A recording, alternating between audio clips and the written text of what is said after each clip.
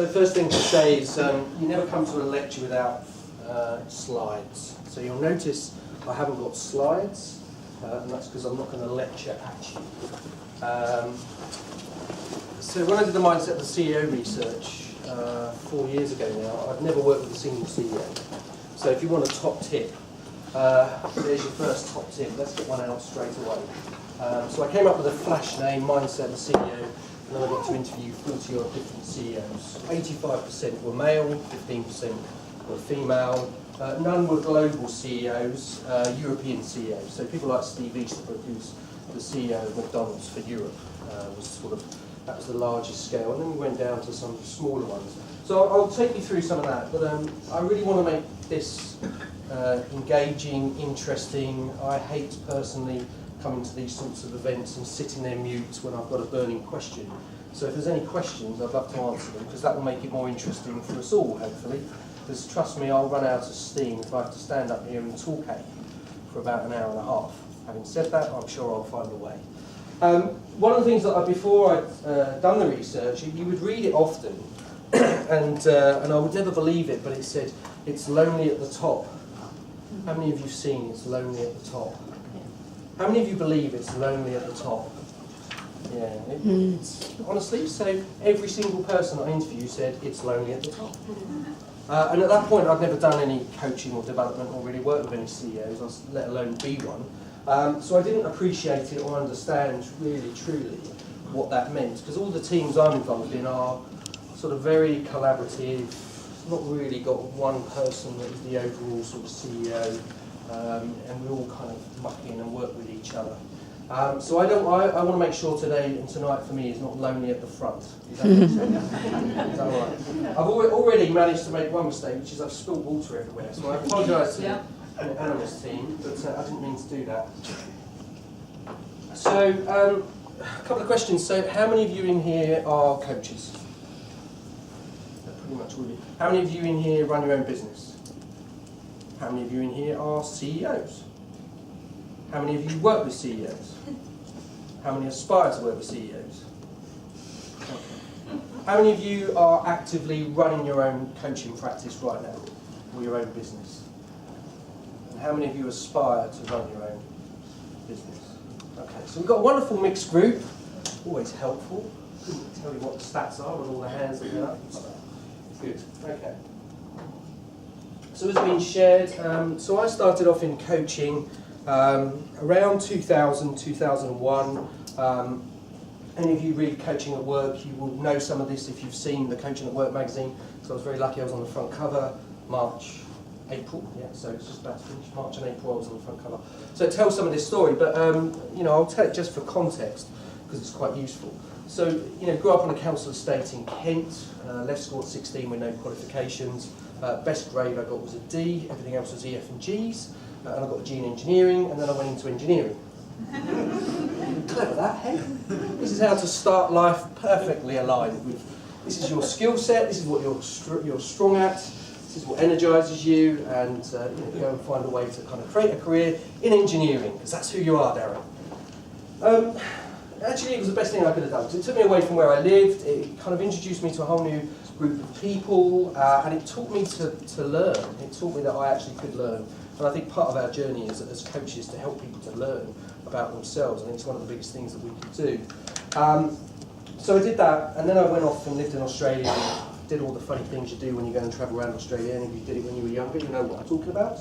You get to meet with some kooky people, and it was a really wonderful time. But then I was in Indonesia, and I had an accident while I was playing football, and I had to come home, so I cut my eye. I've got a scar under one of my eyes. You know, once you get over 40, no one looks at your scars anymore because you get so fat that they can't even see them anymore. That's what I'm finding. I don't know if anyone else is finding that, but I mean, it's like in my 30s it was fine. But I've hit my 40s and I'm like, I eat a bloody donut and straight away it goes on my hips.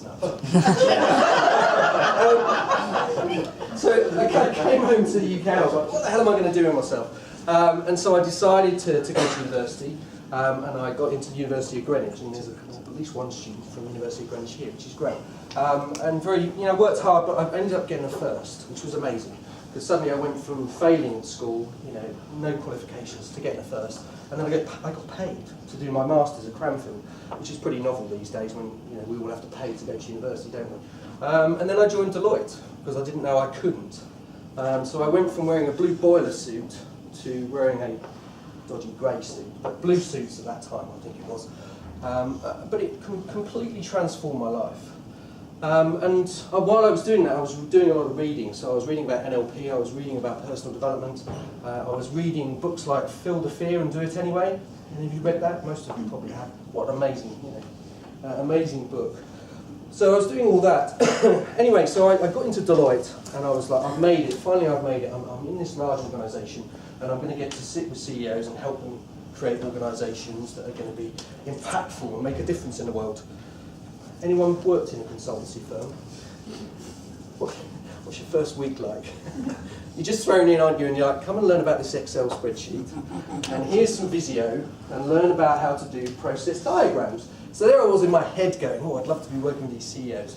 But the reality was, here I was, working as an analyst. So at the very bottom of that organisation. I loved it, great experience, great apprenticeship.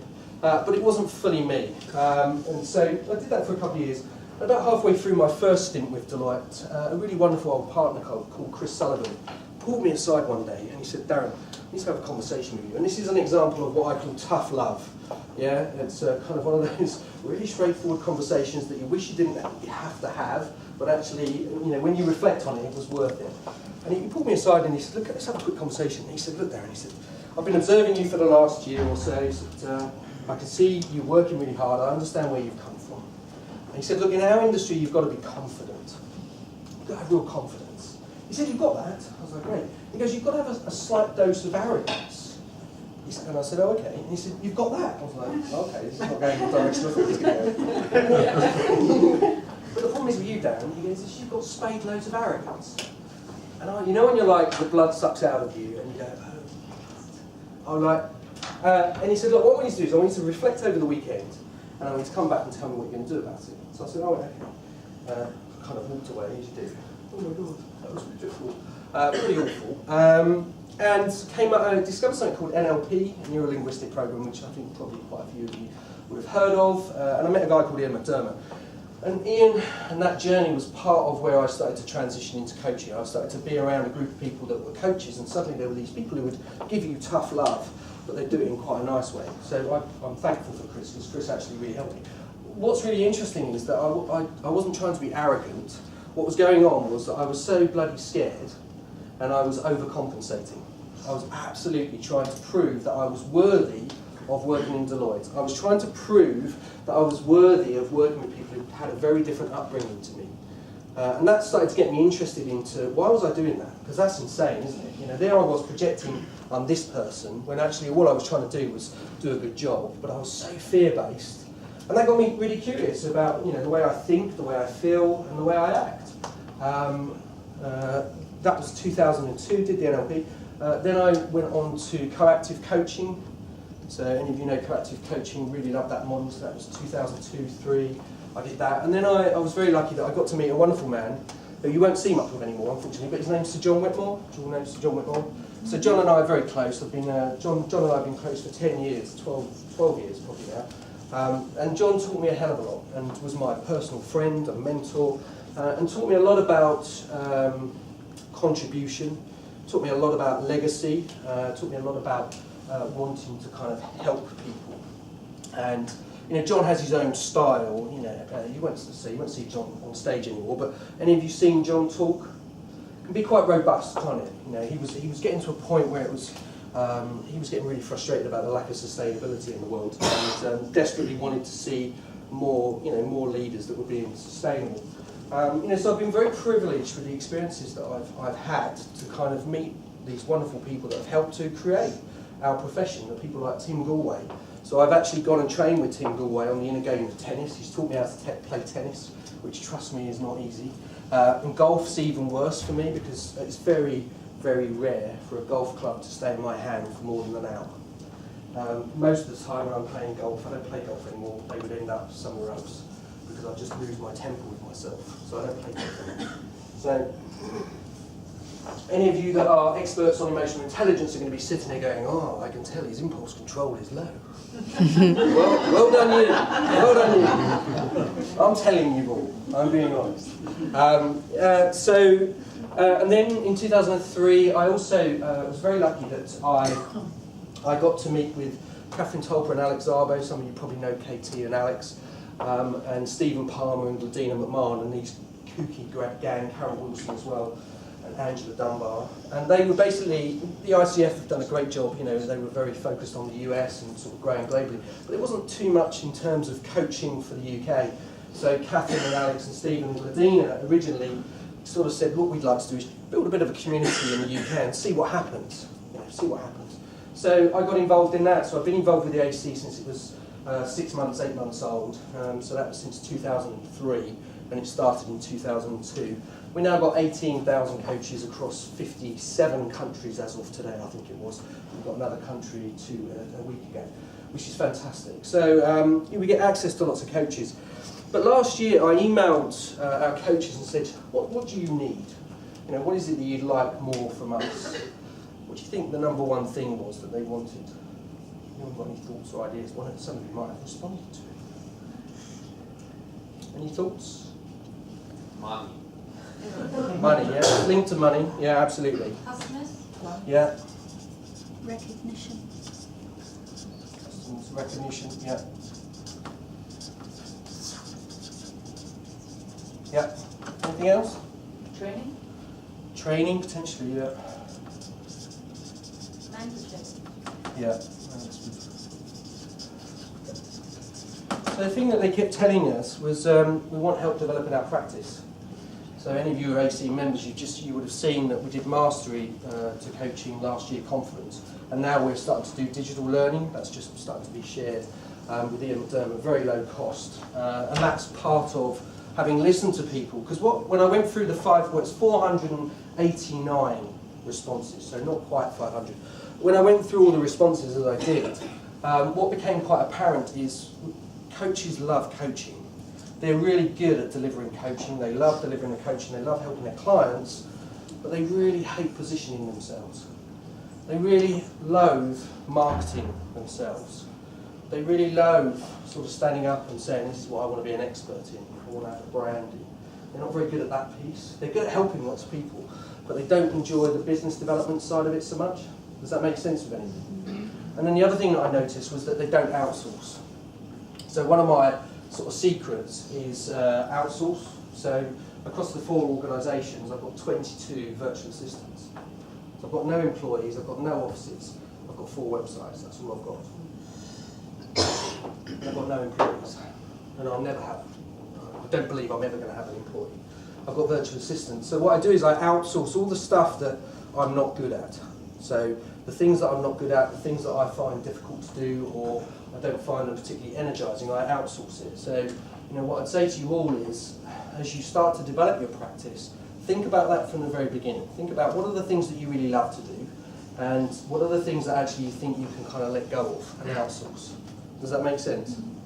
I think it's really important to try and do that. I'm not saying it's easy, so I've taken people on to do marketing for me, and it doesn't work. Often it doesn't quite work. Getting your voice, your tone of voice, is not easy. That's something that, you need to be able to do.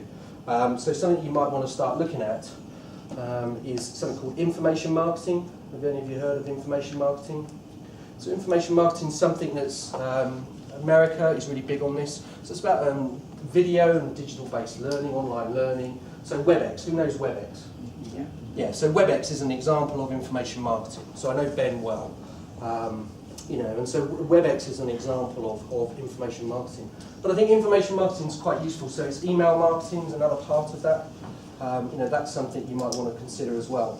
I don't try and sell via email. I try and just share information and gifts. And that gets me on to the next thing. So what I didn't say in that story is that the reason I joined Deloitte was because in 2000 my mum died. So she was 52 years of age. 10th of July 2000, I'm at home, and I get a phone call that changed my life forever. And it just goes, you've got to come home. And I'm like, I don't want to come home. Come home. I don't want to come home. Anyway, I turn up, and my mum, who's 52, has died. She had an epileptic fit and basically choked to death. I'm the eldest of 4, so I had to go to work in order to keep the house and everything else, because otherwise we would have lost it. When she passed away, my brothers and sisters and I, we basically needed a massive why. And I'm going to talk about why, and if any of you haven't seen it, you should see on TED, Simon Sinek's The Why, Getting to Why is really good, so definitely worth watching, it's 18 minutes, whatever. It's a really, really good piece. We got up and we said that we don't know how, we don't know when, we don't even know what we're going to do, we just know why. And the why for us is one day we'll set up a charity dedicated to our mum that will help kids like us from poor backgrounds, less privileged backgrounds. You would not have heard this story from me 4 years ago, 5 years ago. I'd never tell you where I'd come from. I would hide behind my personal brand, you know, the Deloitte, the First, the AC. I'd hide behind all these things. Some people will call it authenticity. I'll call it protecting my bloody arse. Yeah, because I didn't want to let anyone in. I didn't want to let people know where I'd come from because I felt very vulnerable. I felt exposed. I would feel scared. I would feel like if I started to tell people what I truly think, feel and believe in the world, they'll take the piss out of me. They'll laugh at me. That's genuinely what I felt. So I'm sort of sharing this story with you to say, actually, that's not been my experience. As I started to come out and share, you know, why do I believe in what I believe, I actually found there was a huge number of people who really wanted to support, who had equally interesting life stories, actually quite often far more challenging than my own, and they wanted to kind of contribute. And so as of today, Mo Foundation has gifted £720,000 worth of development to about 300 young people. UK, we've got a chicken farm in Guernsey, chicken farm in Guernsey? Imagine that. Chicken farm in Tanzania, just a bit more random. And in Guernsey we have got a hub, so we have got a hub in Guernsey. So there is a link to Guernsey. The reason I'm sharing that is because it's a charity. It's completely self-funded charity. We've got no external funds, and it works. And I do this while I'm doing everything else. Okay, so for those of you who've got a big idea, hopefully, you know, we can tease out how can you start to make this happen. And one of the things is, in my experiences, I wrote something called the Purpose Manifesto, and then I started to share it with a small group of people. And I just started by taking the first step, and that started to inspire people to actually, you know, join in and get involved. And the reason that's important is coming back to mindset of the CEO. So here's the model, and please take this model. Any of you want the article that supports it, if you look on the leader-excellence.com, you can download it from there. So everything that I do is open sourced. So you can get a deeper piece. And if you look at the mindset of the CEO website, which Penna, do you already know Penna? So Penna is the organisation that I did it with. I was working in Penna at the time. So you can see all the articles, you can see all the videos, all on there for free. So there was a whole load. We did about 110, and they've only put 12 or 14 up. But anyway, that's their choice. So what was interesting was this, and this is where I think you as a coach and as coaches can help people. I asked them, what do you want to be remembered for, and what do you think you'll be remembered for? What do you think their answer was?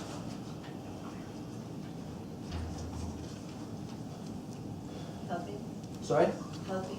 Yeah, healthy was one, yeah.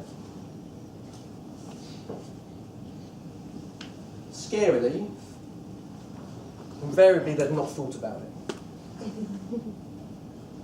Scarily, they'd not thought about it. So this was in the crisis when I was asking, 2009, 10. So we were going through that tumultuous time. And I asked them, what does sustainability mean to you? And I didn't say what I meant by it. And they went business sustainability. That was their mindset. It was about financial sustainability. So, but the first really interesting thing is, was that they would stop and go, interesting. So I'd thought about the small p. So I think Eckhart Tolle talks about this, doesn't he? Like, you know, in the moment or the time-based. So they thought about the small p for them was, I want to get the job. Now I want to be CEO. How many of them do you think at the age of 10 thought they wanted to be a CEO? None of them. Correct. Well done. None of them. except for one lady who sent me a picture of her dad had taken when she was about 11 or 12 that says, "I'm the MD." I thought that was quite good, wasn't it? So she obviously had something, her dad could see something about her. But yeah, they wanted to be cowboys, Indians, nurses, whatever it was. And what happened was, as they were going on the journey, they would often look at it and go, actually, I want the next big job. I want the next big job. So as a coach, what's the learning there? Well, first off, ask them the questions that get them to stop, to think about what their legacy is. Yeah. So what's their legacy? What can they make happen within this organisation? And do that straight off the bat if you want to be really bold. But sometimes it takes a couple of getting to know them as you warm them up to those sorts of deeper questions. But actually, there's no harm in asking that question straight off the bat, because it often gets them to stop and think about it, because maybe they've not thought about it. Quite a few of them. So I can't remember his name, but the guy who's the ex-CEO of Abbey National said to me, "Yeah, I never thought about that, Darren, until I gracefully dismounted." When I left the organisation. And he said what I realised was that in that period when I was in charge of Abbey National, it was all about acquisition, it was all about growth. So there was nobody there that was getting him to stop and think about him and himself. And he'd had a period, so it must have been 2 or 3 years after he'd finished, and he was a non-executive director at that point, and a mentor. And he said, and I wish I'd actually thought about it. I wish I'd stopped and thought about it a bit more. So it's really important for you in your roles, for those of you who are playing that role, is to help people stop and think about their purpose. But often immediately it's just, eventually I know I want to get to the top job. Then they told me something else, which is still a P. So I didn't see a single person that has made it to the top that wasn't good at this. So they were really good at understanding what the metrics were that they were having focused, the business focused on them. So as a coach, without becoming just a performance coach, there's nothing wrong with being a performance coach. I just personally think it's more interesting to go a bit deeper than just performance. But it's important nonetheless. So think about getting them to consider, what does performance really mean? So what I want you to do is I want you to just now break into two. So turn to your person on the side. Have a think about the people that you've worked with, if you are working with people, or in your own organisation. Think about, what does it mean to perform in your organisation? Does that make sense? Because what I want to do is I want to tease out and see if there's any similarities or differences. Yeah? So I'll give you 2 minutes, very quickly.